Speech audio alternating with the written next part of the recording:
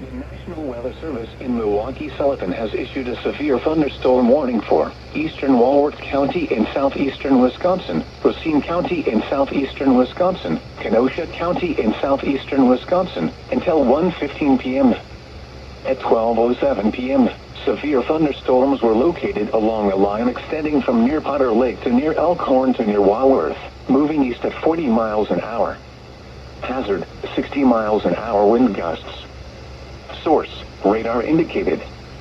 Impact, expects damage to roofs, siding, and trees. Locations impacted include Kenosha, Racine, Mount Pleasant, Pleasant Prairie, Elkhorn, Lake Geneva, Sturtevant, Union Grove, East Troy, Paddock Lake, Williams Bay, Camp Lake, Wind Lake, Twin Lakes, Rochester, Raymond, Wheatland, Yorkville, Genoa City, and Walworth. For your protection, move to an interior room on the lowest floor of a building.